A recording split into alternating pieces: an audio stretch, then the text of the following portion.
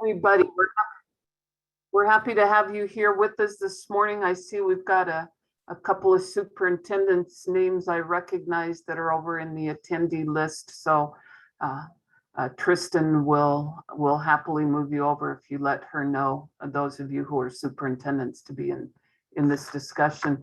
We set this morning particularly focused on a Q&A session with you. It seems that there's a lot of questions around in particular, the IGT MOU. We have had some districts already sign that and return it. We appreciate you taking care of that so that we can keep processes moving forward. So both Jay Phillips, our new Chief Financial Officer, and myself are on the line to answer questions related to the IGT. And we've got Megan here with us as well. So we'll just give you a little bit of the backfill of how that worked. So the IGT MOU is a requirement of CMS. That's the federal government that looks at Medicaid services. Director Meyer indicated the template that was used was the template from CMS. The OPI took that template as it came in from DPHHS and we sent it out. Actually, we asked on one of these calls if you had legal folks that you wanted it sent to. We got one request to have it sent to Michael Dallum. We also sent it over to Billings, to the predominant school legal team there. We sent it to Be a Caliber and we sent it to Montana School Boards Association. We got responses to that MOU IGT from MTSBA and Michael Dallum. So with those responses, our legal took and responded to and sent that red line back over to DPHHS. It's important that you understand that CMS has to approve the IGT, which is nothing more than the process by which the money flows between, in this case, three governmental entities, the school district, the OPI, and DPHHS. And so that's the sole purpose of that IGT, is to lay out how that money flows and timelines that work on that. Megan, did you have anything to add on the IGT MOU? Did I reflect that accurately? Yeah, I think you definitely reflected it accurately. One thing I would maybe just add is the template that we used.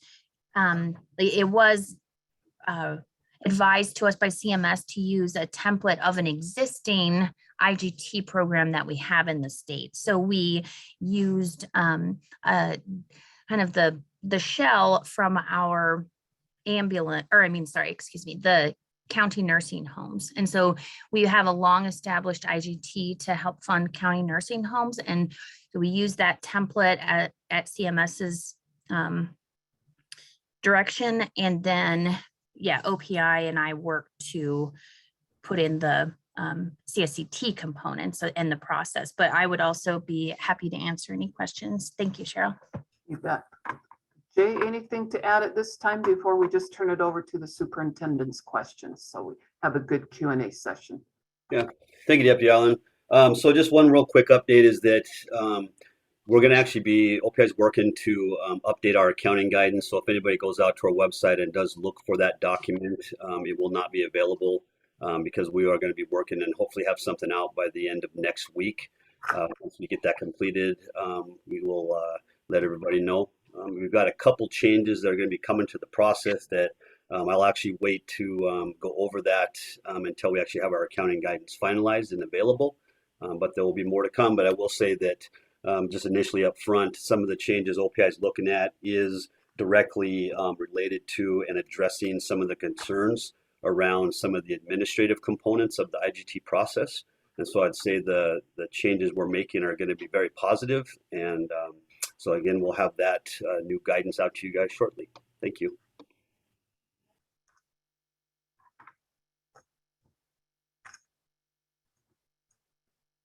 Okay. We will spend our time with Q&A with you, very dedicated, exhausted superintendents with the work that you're doing, and we appreciate the work that you're doing. We want to see what we can do to really listen to the questions that you have around IGT to ensure that those are addressed. Or other questions you might have.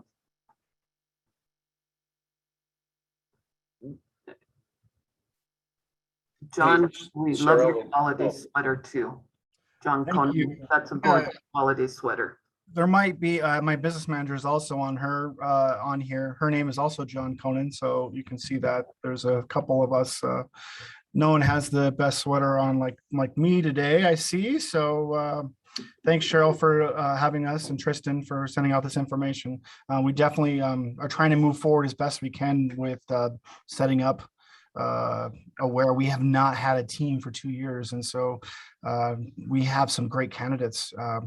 We switched over to Aware. They aren't in our valley yet, but I see they're coming, and they are obviously paying more than some of the providers down here. So there's actually some of the providers, some of the therapists that are moving over to Aware right now, and we want to get moving on this. Obviously, a lot of our guidance from lawyers has been to wait until we see what all plays out with funding and all that. But we're willing to. I don't want to miss this opportunity of getting we have a therapist that we already interviewed, and I don't want to miss this opportunity of getting her on board, and we want to make it work. We're going to figure out funding for it, I guess, going forward. So I guess just more specifics on that agreement and how they've been addressed from everyone that had, and I know you guys have just talked about it for the last couple of minutes here.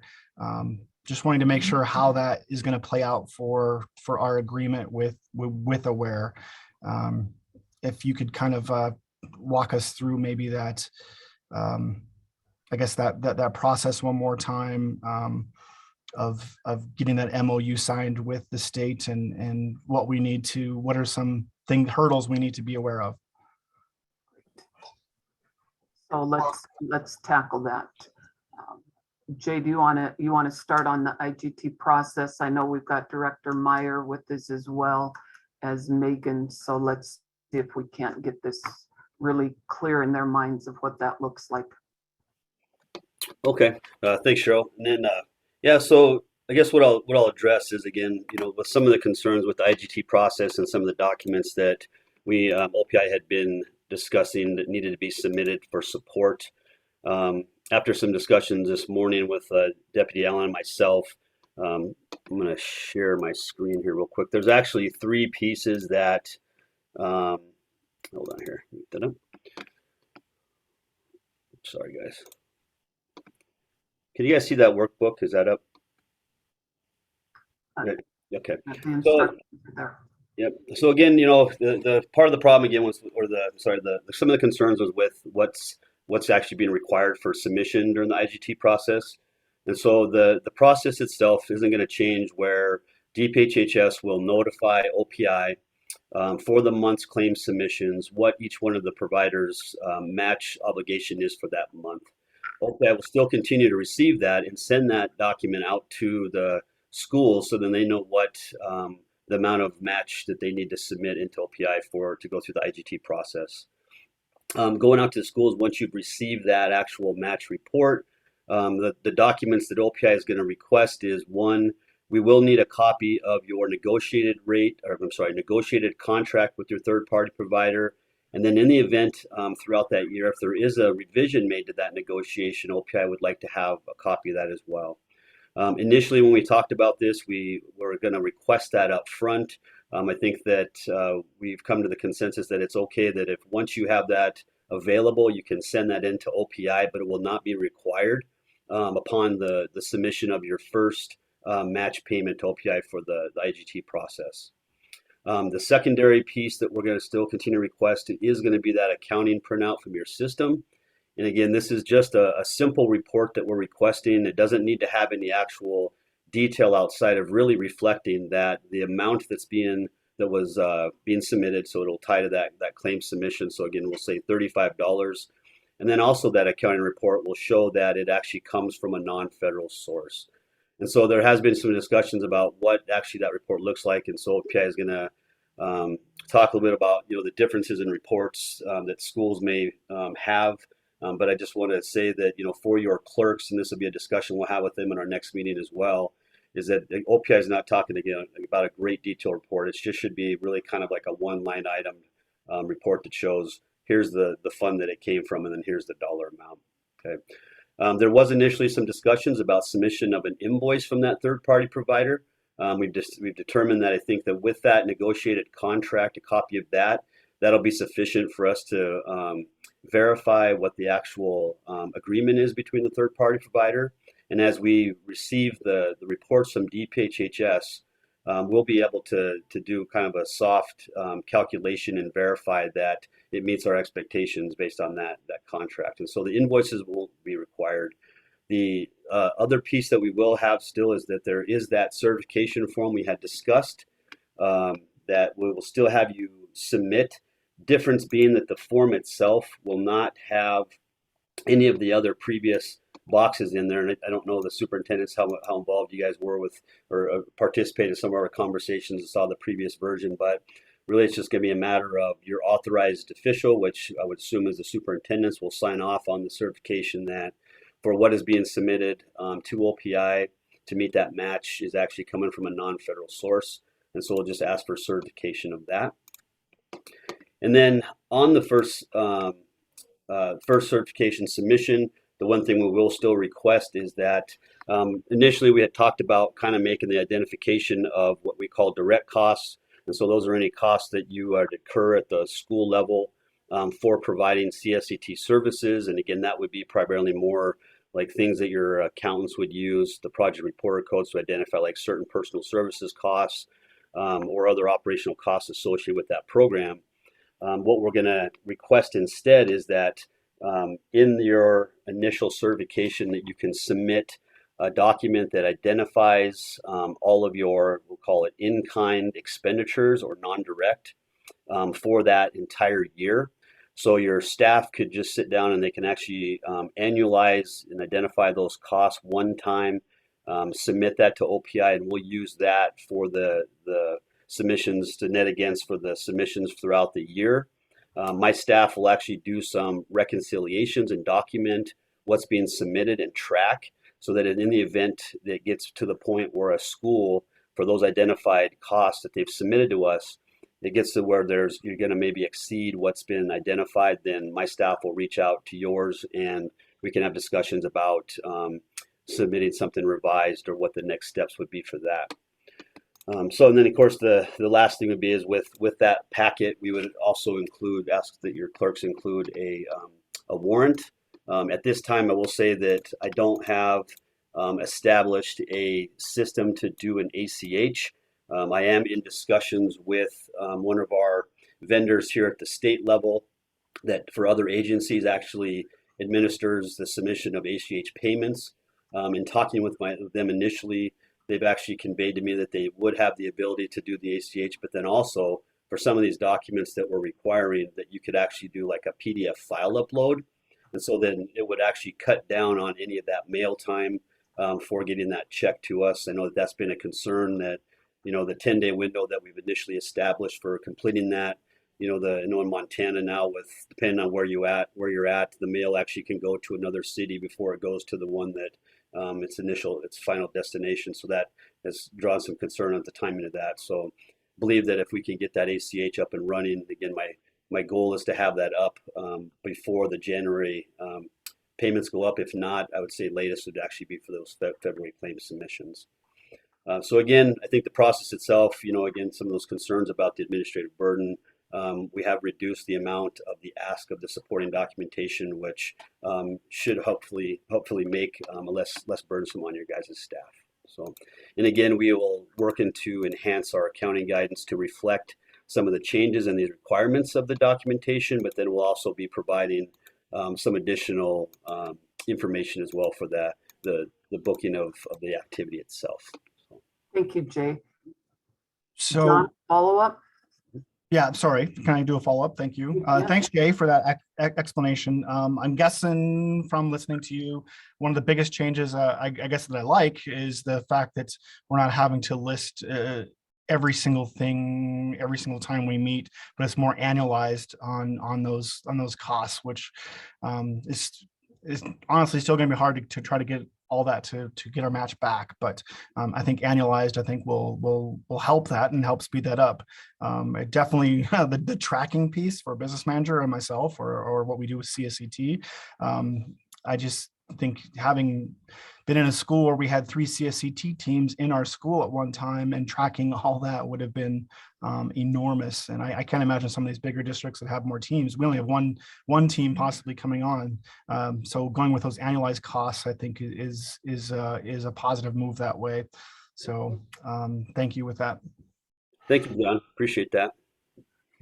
So to summarize the IGT process, and Jay can talk on it. I know he's been working on getting an ACH pipeline for the districts to the OPI. So you're going to get notified by DPHHS on claims submitted from your district, the amount of match that is necessary. You're going to take that notification, you send the match. This is IGT, intergovernmental transfer. So you take the IGT notification, you send that match to the OPI. The OPI is verifying that it is from a non-federal fund. That's a requirement of the OPI to do that in this process. When the OPI confirms that, the dollars then are flowed over to DPHHS, who then submits the claim. And so there's the cycle, and that's why it's called intergovernmental transfer. And the OPI was put in to administer this from the legislature. And with that keen requirement of the non-federal funds, we can verify that it wouldn't necessarily be something that DPHHS could do. Director Meyer, anything to add on IGT for folks? No, I think you covered it. Megan, anything to add on that process? No, nothing to add, but happy to help clarify or answer any questions and about the MOU and the IGT agreement. Cheryl, we do have a couple of questions in the chat. Let's get through our superintendent first, please. Sure. Okay.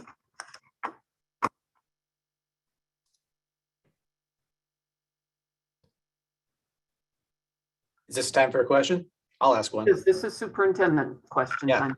I have the title. Whether or not I qualify, that's debatable. But thank you, Cheryl and Jay, for putting this together. And we are seeing that you're doing your best to respond to all of our concerns. We don't see what you're doing. And we don't see red line versions of that MOU and all those things that we're getting advice on from all these different angles. So appreciate you trying to respond to all that and simplify where you can. I think one of the things that we're getting hung up on, at least here, and I'll just speak for our district at Lolo, is not really having a clear idea what qualifies for all those indirect or direct costs. The concern, not that we can't figure out some, we have. Our concern is that Lolo might say that, well, we're going to charge rent at $13 a square foot, and that Corvallis might say, no, our square footage is worth $100 a square foot.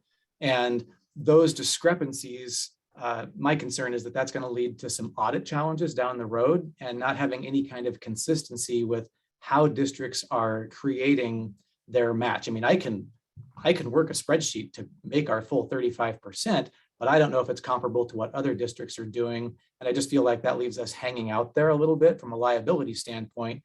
The last thing we want to do is find out from an audit 3 years later that we were doing it wrong and that we owe Medicaid $150,000 because we didn't do our calculation accurately. So I know that may not be related to the MOU specifically, but that's a concern that I've heard around here quite a bit. Any insights or thoughts on that? I'm not even sure who polices it, frankly. So thanks, Dale. I think it's a good question, and we have talked about that extensively at the OPI. I know in my past life in your shoes, we always established at the board level what the rates of rents were.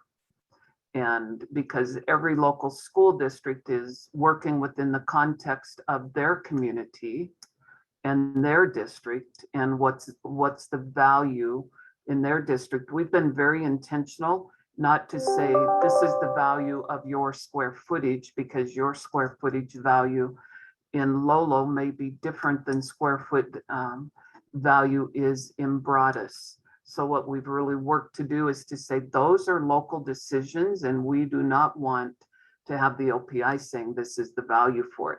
What we can give you is the indirect cost percentage that each of you submitted already to the OPI, and Jay will make certain you all have that. So you already have the percent that your district already certified to the OPI that was your indirects. We're looking at you to also look at your directs, which are those in-kind pieces. And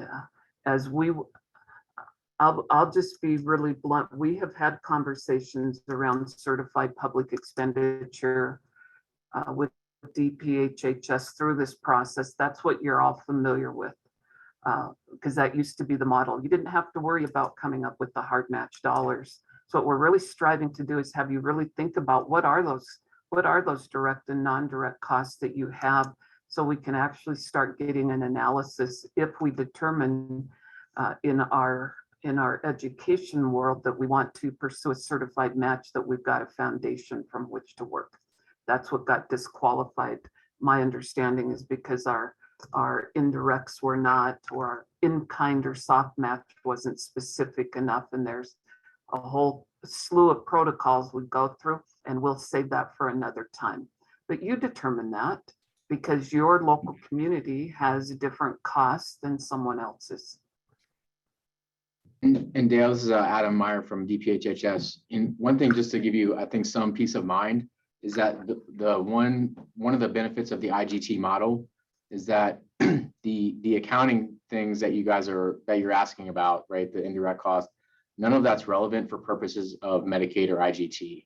So those are relevant for your cost accounting standards and audits from an OPI standpoint, but from an IGT standpoint, we are only paying you for the market rate that was established. And so for providing those services. So really what we need to know that you're not using federal funds as the match. And we need you guys to retain records for services provided, so that, right, we can match. If there were an audit from our standpoint, it would just be that you guys rendered those services and you have documentation to show that. There is no risk of clawback for the accounting piece like there would be under a certified public expenditure. And that is a major difference in the two models. And the CPE that you guys were in, that we've been in as a state for a long time, that no longer met CMS standards, is not the same CPE.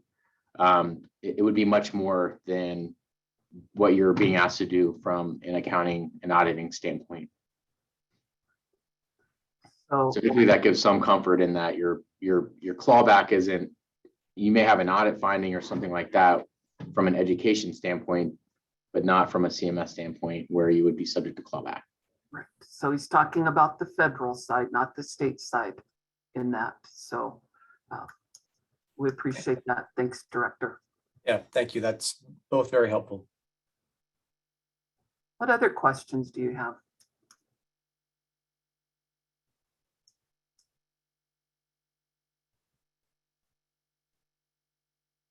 Carol, this is Doug from Hellgate Elementary. And Hi, I Doug. apologize for my confusion on this, but I'm just trying to walk through this again. Okay, we're going to have our indirect cost analysis put together on an annual basis.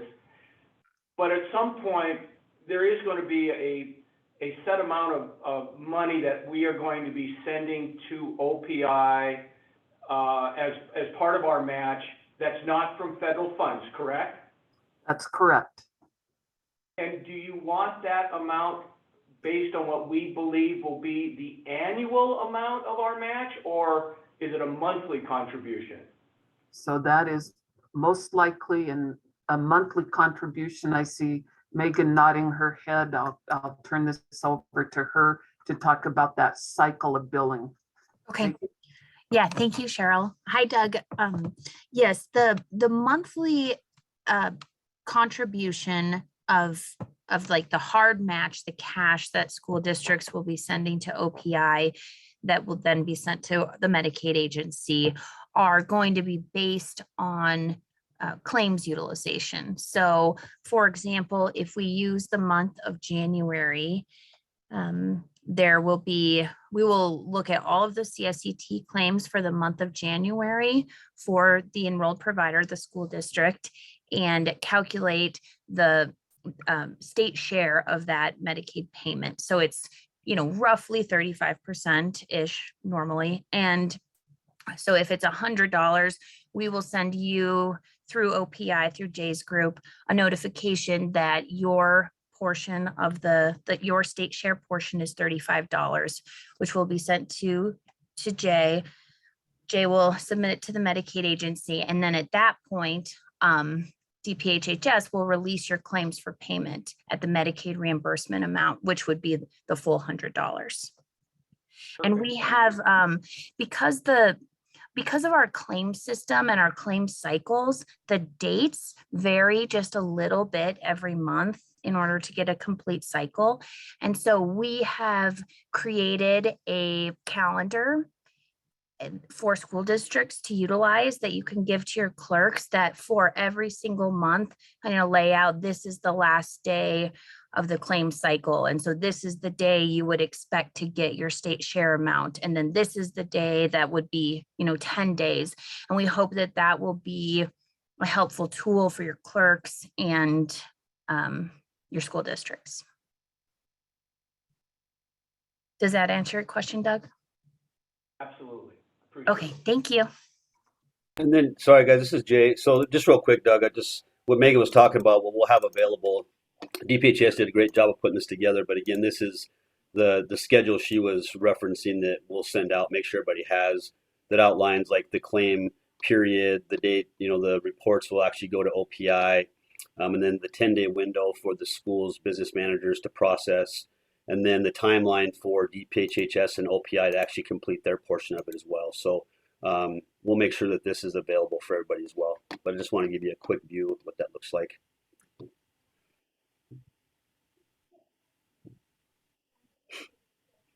Thanks, Jay. Very helpful.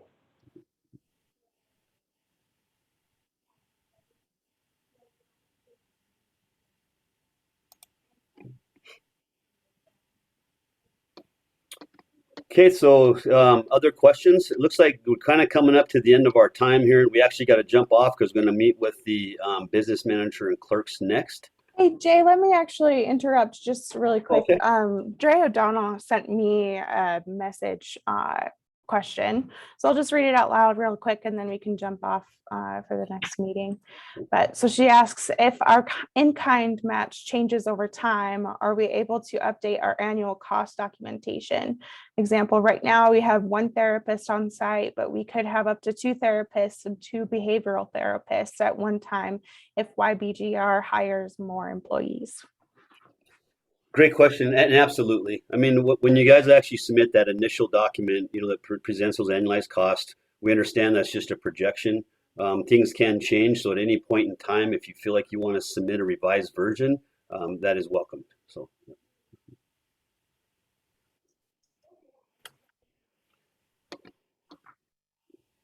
Folks, we appreciate this time with you this morning. I know for many of you, you're coming up on a much needed break and well-deserved break. And we appreciate your interest in the ongoing discussion and conversations that we're able to have with you, and wish each and every one of you a very happy holiday, and we will see you in 2022. Thank you. Bye-bye. Hey, buddy. Bye-bye.